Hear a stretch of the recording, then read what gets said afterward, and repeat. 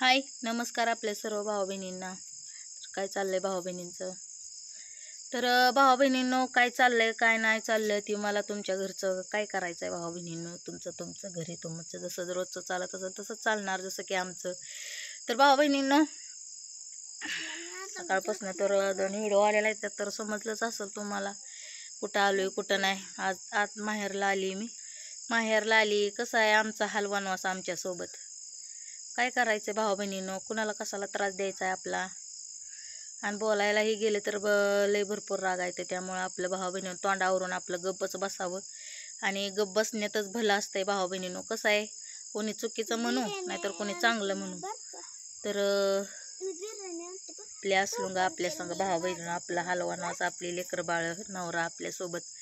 आणि भरपूर अशा काही कमेंट आलेले आहेत की कामाला जातोय राजू, तिच्यावर लक्ष ठेव लक्ष ठेव। आता अशी तशी जायची नाही, आता समजायला सांगून जाईन भाऊ बहिणींनो कुठं बी जायचं असेल तर मला सांगायची गरज नाही कुठं जाईन मी, कुठं काय करेन। लक्ष ठेवायला आणि माझ्यावर ध्यान ठेवायला भरपूर लोक आहेत ती। तुम्ही नका ध्यान ठेवू माझ्यावर, आणि जे बी काय घडेल ना तर माझ्यासोबत घडेल, कळलं का?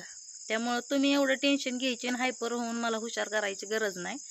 माझा नवरा माझ्यावर दीर लक्ष किंवा न दिल लक्ष ते माझ्या नवऱ्याचा आणि माझा पर्सनल मॅटर। तुम्ही ना आमच्यात नाही तोंड घालावं तितकंच बरं आहे। राहिला विषय लक्ष ठेवायचा, लक्ष ठेवण्यासारखं दिवस गेला आता। त्यामुळं जी आहे ती आताच बोला तुम्ही, लक्ष ठेवा आणि आमची ही करा आणि ती करा, मी नका सांगू।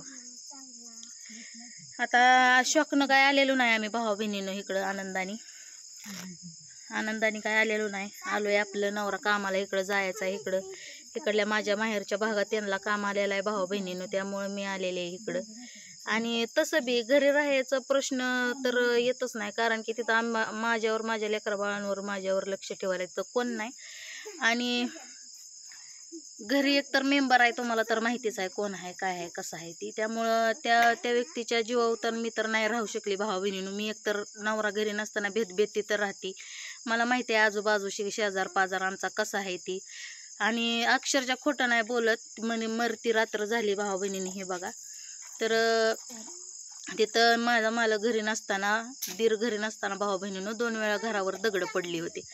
मग तेच दगड जर मी दार लावून बसलेली नसती, माझी लेकरं दारात खेळत असती, दगड जर एखादा घरावर न पडता जर लेकरं बाळांची कुठं बाहेर खेळत असल्यानंतर डोक्यात कुठं काय पडला तर ती निस्तारायला काय मला तिथं राहू वाटलं नाही भाऊ बहिणीनं।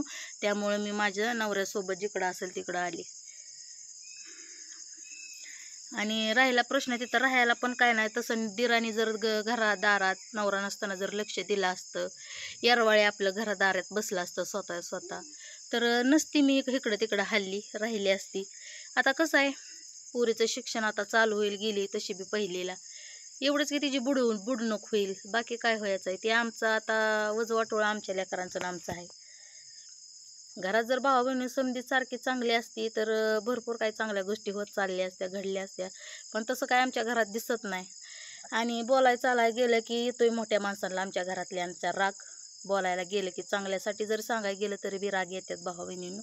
त्यामुळे सांगायचं बी नाही आणि बोलायचं बी नाही, आपलं तोंड आपण नका आवरून बसायचं गप। कारण कसं आहे माहिती आहे का, आपण चांगल्यासाठी जातो बोलाय, पण आपल्या बोलण्यात त्यांना वाटतं की आपण चुकीचं बोलतोय, आपण कोणाला बी कोण नसताना फायदा घेतोय। त्यामुळे आपल्याला फायदा नको घ्यायला आणि कोणाविषयी आपलं जास्त बोलायला बी नको। त्यामुळं आपापलं जसं असेल तसं चटणी मीठ भाकर आपल्याला काय म्हणायचं आहे तुम्हाला। आणि जरी माझा तुम्हाला राग येत असेल तरी मला कमेंटमध्ये सांगा। राहिला विषय, आता मी मागाचा व्हिडिओ बघितला, त्या कमेंट त्या मोठ्या ताईंच्या आमच्या गेला तिकडं कमेंट गेलेली आहे, मी घर मोडलंय, माझ्या मनासारखं झालंय। कुणाचं घर मोडलंय तेवढं मला कमेंटमध्ये सांगा। आणि घर मोडायला मस्त आता जे त्याच्या दारात मी राबली, कोणाचं घर मोडायला राबली नव्हती। आणि आजपर्यंत ती विचार जी केलं नाही तर ना मला, त्यामुळे ती माझ्या डोक्यात घालू नका तुम्ही, घर मोडायचं आणि घर जुळवायचं। मी कधीच कुणा एकी वाईट विचार केलेला नाही, मला माझ्या जीवाला माहिती, माझ्या परमेश्वराला माहिती। आजपर्यंत समध्याचा विचार केलेला आहे, आणि माझं वाईट होऊ द्या झालं तरी पण मी समध्याचा विचार चांगलाच केलेला आहे। त्यामुळे चांगलं वाईटीचं तर मला सांगूच नका। आणि घर राहिला विषय, घर मोडायचा, मी कुणाची घरं मोडलेली नाही ती आजपर्यंत, आणि ती माझ्या रक्तात बी नाही कुणाचं घर मोडायची। मोडलं तर माझं मोडल, पण जगाचं घर मी कधीच मोडणार नाही दुसऱ्याचं. त्यामुळं मला घर मोडलं, मनासारखं झालं असले तर भाषा लय येते त्या दिवा लावायला. इथं कमेंट करून जाते त्या 2 मिनिटाची, दुसऱ्याला डोक्याला तप करते त्या. पण जे आमचं चाललंय ते आमच्या नशिबाने आम्हाला बघू द्या की तुम्ही कशाला आमच्यात इंटरेस्ट देता. तुम्हाला बघू वाटलं बघा व्हिडिओ. तर झोपलेत आहे, मायरूचा मोबाईल पडला असता, झोपलेत आहे. उद्या जायचंय सकाळ उठून त्यांना त्यांच्या पोटाच्या मागं. कसं आहे, आम्हाला काम कष्ट केल्याशिवाय कोणी देणार नाही हो. आणि राहिला विषय आता मी तर कामाला जाऊ शकत नाही, माझं पोरगं बारकं आहे. त्यांच्या जीवावर आहे आम्ही, माझी लेकरं मी. त्यांनी केलं तरच आम्ही आहे, आमचं हे आम्हाला खायला मिळतंय. नाहीतर त्यांनी नाही केल्यावर आम्हाला कोण देणार आहे का आणून. मग जिकडं त्यांना काम लागल भावा बहिणीनं तिकडं मी त्यांच्या मागं जाणारच की. आता आली माझ्या आईबापाच्या इथं, माझ्या आईबापाच्या आधाराने राहायला, तिथं कुणाच्या आधाराने राहू. आणि जी आहे ती त्यांचं त्यांना होय, नाही तर मी त्यांचा आधार करून कसा राहू. दिवसभर घरी नसायचं, दिवस घराच्या बाहेर. आणि मग मी माझी लेकरं घेऊन 7 पाक दिवस कुठं असा मावळतो नाही तर मी दार लावून झोपायची. मग लाईट असो नसो, पाऊस असो, एकतरी गडागुडीचं कसलं दिवस आहेत. लाईटी नसते त्या, ही नसते त्या. मग एवढं समजा निस्तरण्यापेक्षा माझ्या आईबापाच्या आधाराने मी तर इथं तरी राहीन ना. इथंच नवरा माझा कुठं तर कामाला आहे. राहिला विषय आता मायरूचा, माझी शाळा चालू होईल. बघा तर त्यांचं काम कधी होतंय त्यावेळेस इथून जायचं कामाच्या घरी. तिला दप्तर ही घ्यायचं आहे आम्हाला आता लेकरं बाळांचं पडलेलं आहे भावा बहिणीनं. लाईव्हला पण भावा बहिणीनं मागाशी भरपूर असं मला पूनमताईचं, मी डायरेक्ट तोंडावर बोलते भावा बहिणीनं. मागं पुढं मला पण जमत नाही बोलायला. राग आला तर आला, नाही आला तर नाही आला. कारण मी वाईट धोरणातनं कुणाला कधी बोलत नाही, ही मला माहिती आहे.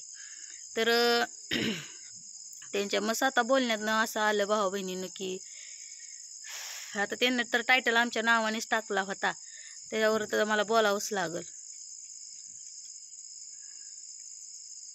मग त्यांच्या बोलण्यातनं असं आलं, मी खायला घालते म्हणून मी बोलणार. मी बळच घालत नाही जोपर्यंत मला घातलेलं काढत नाही, जोपर्यंत मला समोरचं माणूस ती बोलायला मजबूर करत नाही. जेव्हाच मी मजबूर होती ना तेव्हाच मी काढत असते, एवढं पण लक्षात ठेवा. आणि त्या दिवशी जी मी व्हिडिओ काढला होता भावा बहिणीनं, सकाळी मी काय व्हिडिओमध्ये बोलली मागं, मी जे म्हणलं की आई मारल्यापासून फोन करायचं कळलं नाही. हो मी बोलली, जी खरं आहे ते बोलायला काय आहे भावा बहिणीनं. जी खरी गोष्टी आहे त्या बोलायला कशाची लाज आहे. मग मी बोलली, म्हणलं आई वारली तेव्हापासून कधी फोन केल्यात आहे, माझं काय चुकलं. केलेलाच नाही फोन तर मी काय म्हणणार आहे का भावा बहिणीनं. मग मी काय म्हणलं, माझा दृष्टिकोन कसा होता की असं बोलण्यात आलं भावा बहिणीनं की मग आता मला त्याचं उत्तर द्यावंच लागेल. कारण कसं आहे, राहिला विषय तर कुणाला किती मी चपलीप्रमाणे देते ना किंमत, हे तुमचा गैरसमज आहे. मी आजपर्यंत कुणालाही चपलीप्रमाणे किंमत दिलेली नाही.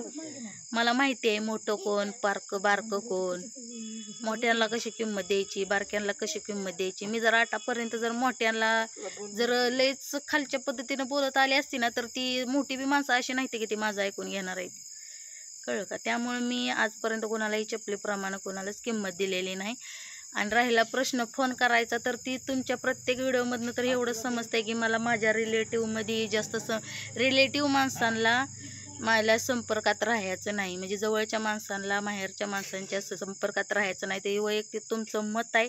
आणि राहिला प्रश्न भावा आमची भांडणं झाली काय झाली तर आम्ही लगे तुम्हाला फोन करू शकणार नाही. मी का करू शकणार नाही, कारण तुमच्या प्रत्येक व्हिडिओमधनं तर एवढंच ऐकायला मिळतं की आम्हाला कोणाच्या संपर्कात राहायचं नाही.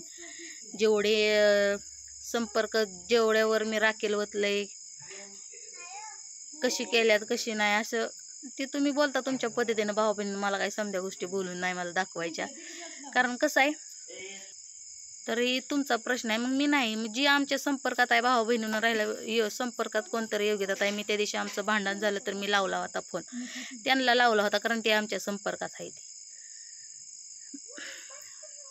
त्यांच्या कानावर घातलं होतं मी. ज्यावेळेस आमचं भांडण चाललं होतं त्याच वेळेस मायरूचं पप्पा बी कॉलवर होतं आणि त्यांना बी मी कॉलवर घेतलं होतं.